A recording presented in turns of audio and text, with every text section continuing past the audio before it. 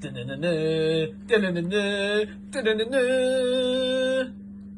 TV. How do and welcome back to Edgar TV. And what I want to touch on today is one of the most common questions I see crop up on forums, or I get asked quite a lot, which is how much does it cost to play the Pro Tour? Now the numbers I'm going to give you are actually factual numbers. These are the numbers that was put on my tax return as of 2018-2019 season. So these are the actual figures. Now it's very, very important to remember that these are my figures, and the figures are different from different person to person for many different reasons. And if we look at this, we've got 128 players all coming from different places. This map here will just show you how much distance is between the players. Here's John Henderson, he's got a long way to go to the venue here. I'm not as far, and we've got Ryan Searle at the bottom. All of us will have different expenses, and we'll all give you a different answer to this question. So it's just something to bear in mind that this is just a little guide really, and it's not definitive. Another example here, we've got Kim Huybrechts, flies in from Belgium every single time for Pro Tour events, whereas you've got Christopher Tysky, also flies in for Pro Tour events every time, but this guy don't need an aeroplane. Deagle!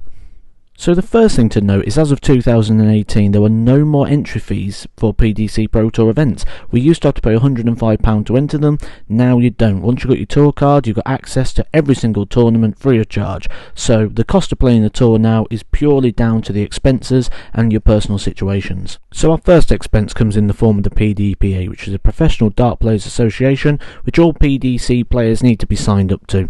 This also includes a DRA sanction fee. Total cost for this, £550 per year, plus 2% of all prize money won. But we won't put that down as an expense because that only comes when you start winning prize money, so we'll leave that one off of this information video. The biggest bill of them all for me comes down to hotels. I'll round it off just to make it simple for the maths. £3,500 in hotel bills for that 1 year between 2018 and 2019. That is for all events. Now when we go on the Pro Tour, let's say we're playing Friday, Saturday, Sunday, that means realistically we're travelling up on the Thursday, and sometimes we even stay the Sunday, so it's 4, possibly 5 nights worth of hotels at a time. So if we add that to our bill total, that brings us up to £4,050 already.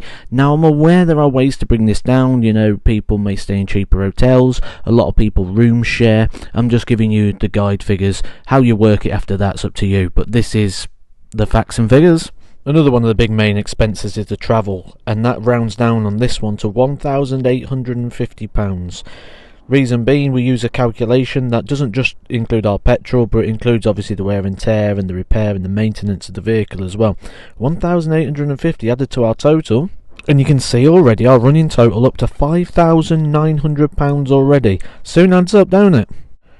European tours. Now these are probably what the Europeans feel when they have toured the Pro Tours, but these have lots of expenses attached to them. Hotels, taxis, petrol garages, flights, car parking, trains. It's endless really.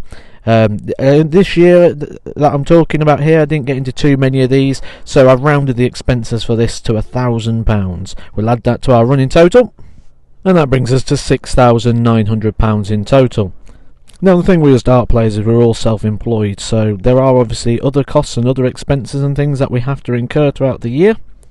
And for the sake of this video, here's a few of them list: shirts, office and supplies, equipment like flight stems, things like that, living expenses. I don't like to claim this one down as a running cost because you should eat and drink wherever you go, but you need, obviously, you're eating and your food when you're away, so it goes down as an expense. And practice mileage, you know, it's very rare that you're going to find someone to practice with within a reasonable distance, so a lot of the time you do have to travel out to get the quality practice in. Then you've got car parks, you've got toll roads, there's literally everything. Everyone wants to take a little bit of gold out of that treasure chest.